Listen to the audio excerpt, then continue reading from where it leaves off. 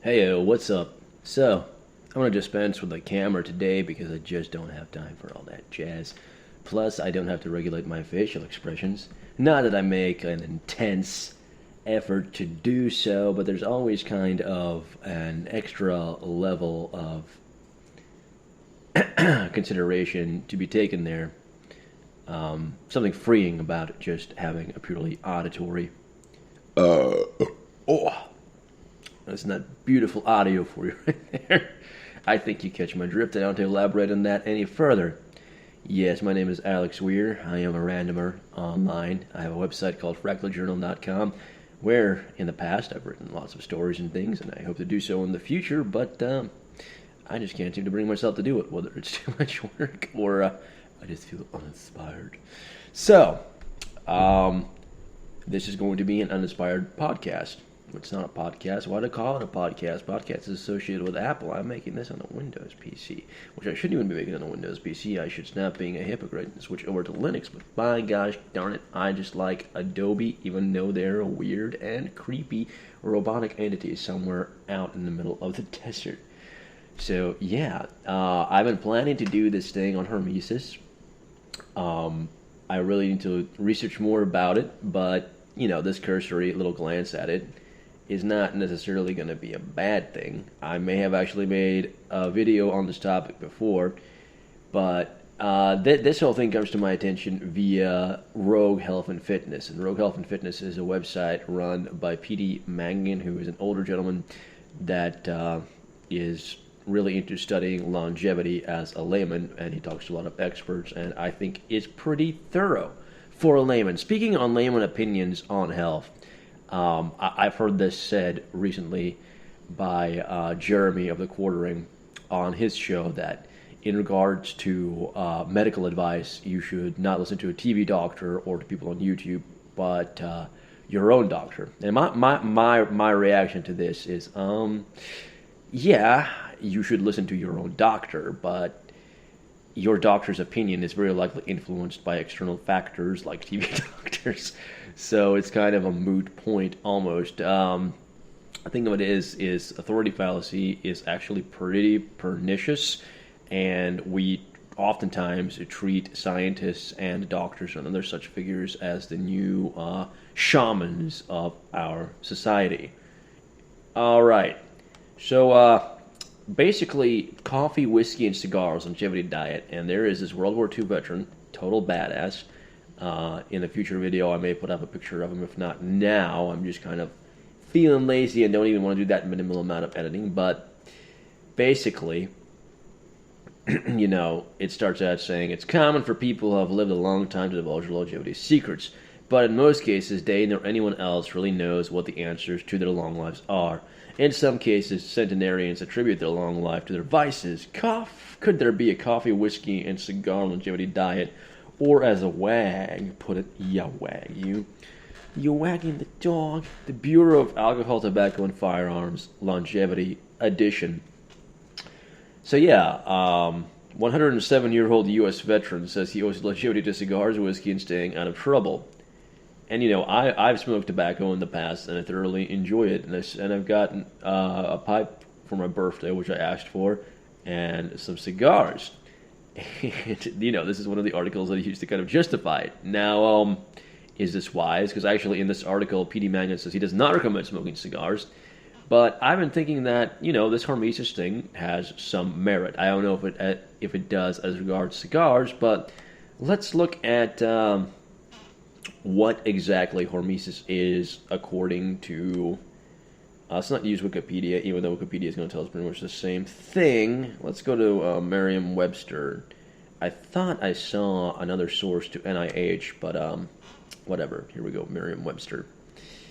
Ba-bum, load. A theoretical phenomenon of dose-response relationships in which something as a heavy metal or ionizing radiation that produces harmful biological effects at moderate to high doses may produce beneficial effects at low doses. And you see, this to me kind of almost reeks of homeopathy, except I think homeopathy is a bit more woo-woo. I'm not going to go into analyzing that here at the moment, but yeah, there does seem to be some relationship there. So basically, if you take something that's bad for you in moderation, I think phytophenols, which are like something that plants produce that are stressors to your body but help. I don't know. I'm getting kind of lost there. I shouldn't talk out of my ass so much, but let's just we've developed an operational definition of Hormesis here, which is basically you take certain things in small doses that are bad for you or that are stressors, and they become good, such as exercise is a stressor, and we obviously know how effective exercise is at promoting health and well-being. So let's get back to this gentleman and let's see what Mr. Mangan enumerates as his lifestyle. He still drives a Ford pickup. He owns a lot of guns. If he wakes up at 2 o'clock in the morning, he just gets up. He drinks up to 4 cups of coffee in the morning. He adds bourbon and whiskey to his coffee. He smokes cigars, perhaps 10 a day. I'm nervous about smoking one small, tiny cigar that's almost a cigarette. This guy. He's very active in his church, has a 91-year-old girlfriend. He's lean. He avoids stress. He's easygoing and says he stayed out of trouble. Yeah, I mean, that sounds like a pretty good recipe. Coupled probably with a bit of good genetics to live a long, long time. So how exactly church helps, I don't know, but it's stated there is some kind of correlation between church attendance. 91 girlfriend, obviously, kind of keeps you spry. Mind you, this guy's 107 years old. And the cigars, again, hormetic effect. And, basically not stressing out about, trying to force yourself to sleep. And he feels in control of his life. I think that's a big thing, because it says he owns a lot of guns, so he's in control, and he stays out of trouble. So again, that presents an element of control, because the more, you put yourself out into situations where trouble may arise, the more, unknown factors there are, and the more, bad stress is going to happen. So yeah, I just thought I'd put this out there as some food for thought. I'll try to link to this down in the description below. But, let's just kind of segue over into the video that got deleted and some of the topics that were covered there. YouTube deleted my video entitled something like Grocery Line Karen, Hormesis, and sort of warmongering. And in that video, I mentioned this girl that, or woman, I should say, but honestly, everyone's a girl these days. I mean, and everyone's a fucking boy. And I'm not trying to say this from a position of some kind of oh, I'm an adult and you're not. But it's maybe it's just a fact of getting older. But I'm not seeing a lot of adult behavior. And again, looking back at the past, I'm also not seeing it. I do think it's part of me getting older and being like, holy shit, we don't know what we're doing. But anyway, I was at a grocery store with my buddy. We're picking stuff out. We split off into 2 different aisles. Even though we started on the same aisle, because I was going to, try to check out faster. He was grabbing the beers. I was grabbing the food. The little self-checkout things don't take cash. So I just jumped right back in line where I was with my friends. Both get out there at the same time, had very few groceries. There's this girl there, and I initially thought, yeah, I should probably say something to her because I'm getting back in line in front of her, but it was so obvious me and my friend were together. I was like, there's no way it's going to be an issue. She goes, excuse me? And I'm like, oh, Lord, what's this? And it would have been fine if she got a little bit upset and then went on to kind of listen to what I had to say. And then maybe I would have said, hey, you know what? That was kind of a dick move. I want to get back in line behind you. But no, instead she demands. I'm like, well, I'm with him. She's like, I'm not talking to you, trying to talk to my friend. He's like, yeah, he's with me. It was obvious. We've been walking all around the store, basically being kind of rowdy because we were in that kind of mood.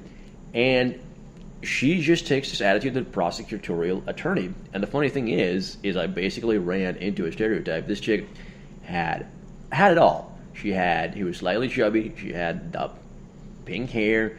She had the Prius. My God. And I mean, it's not just people like this. It's any political persuasion, but I just thought that it was funny that this is exactly what I ran into. that it fit that mold so well of like a liberal Karen type.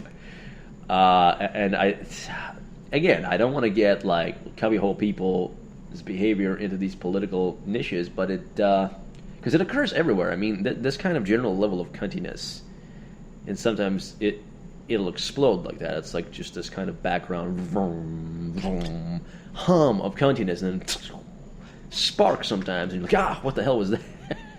We have a problem with static.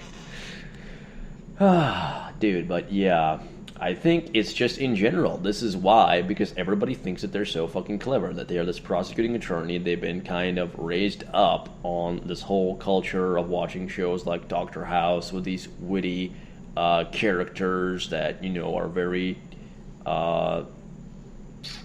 self-centered, but they get at the truth, and even though they're troubled, yeah, man, yeah. And it's a little bit infuriating, because at some point you have to grow up, and it's like that Elliott Smith song, you're just a dude with a stilted attitude that you learned from TV. You need to calm down and analyze situations, and not just take an attitude or a stance on them. And I know that, it's not that simple to do, because a lot of that's autonomic, but it's why we're seeing the kind of behaviors, the kind of public policies that we're seeing, where people basically go along with anything that makes them feel like they have control over others, or that they can wag their finger at them. I mean, it's gotten worse. It's always been that way to some degree, but by gosh, am I a rambling douchebag. All right. So, golly, I had something else in my mind, but I can't remember. It's so late. I'm going to be going to work at 4 a.m. again. I got talked into doing it. Oh my goodness, why did I do that? But yeah, how are y'all all doing? I'm drinking this Duck Rabbit Milk Stout right now, and it's pretty excellent. Got the old Bardstown whiskey, which I bought for the price, and it actually turned out pretty good. It's 50 proof. And yeah, let's get back, since I'm talking about these substances now, to like cigars and how I felt when I smoked one. I actually felt very, very good, very, very kind of focused and alive, despite like that lingering flavor throughout the rest of the day, the next day. That didn't, I didn't really feel anything bad. I actually felt better, like I was doing something beneficial for my health. But to me, you've got to be careful with that, because like, what is it attributed to? Your feeling that you're like at homeostasis, or that you're in a state of good health. What exactly contributes to that? Is it the fact that I exercised a lot, I work a fairly physical job, I get plenty of sunshine, and then I rested for a while, so I'm already going to get that boost of like the hormetic effect of exercise, and then kind of like bringing it back to homeostasis with rest, and then I had a cigar, and so now I'm just like elevated to this place? Or is it that the cigar is actually beneficial? Kind of like, it's a very tricky business, gauging well-being by feeling, but I don't think it's necessarily illegitimate to do so, in terms of like, well, how do you feel? Because doctors will ask you, and they'll have a little chart with the faces. But anyway, just kind of mulling things through. I'm really endeavoring to make these things every day, and I want to make them funnier, more kind of like banty, but at the same time focused, and that's a challenge. And I'm just going to end up talking about trying to do it instead of doing it, because I always end up running out of time to do this at my peak hours of energy, because I need to practice guitar. I want to go ahead and write, and it's just a thing, man. It's just a thing. I don't know if anybody else is in this boat of trying to be I hate the term content creator. It's so vague in general, and I just associate it with douchebaggery, but that's what I'm trying to do. I'm trying to create content. Speaking of vagueness, I mean, Jesus Christ, businessman, what is that supposed to mean? Well, the fact that we have business degrees, it just confuses and befuddles me all to hell. It's like, I guess it gives you a generalized grasp of knowledge, and then once you get into a position within kind of the businessy spheres, you can specialize by working in a certain company in a certain capacity. But again, why not just skip the business degree, work for that company in that capacity, and train on up that way? I mean, how hard is it to learn an Excel spreadsheet? How hard is it to learn about the stupid Sigma 6, even though I don't think that's necessary, And just the whole business culture doesn't make sense to me. It is especially this new business culture. I'm going to hustle, where everything is just repackaged, but it's all the same shit. All the same schlock. Just like this video. I laugh nervously because I have nothing to say. Let's see. Where the frick am I? I'm 15 minutes in. That's not a bad little run for 9:53 p.m.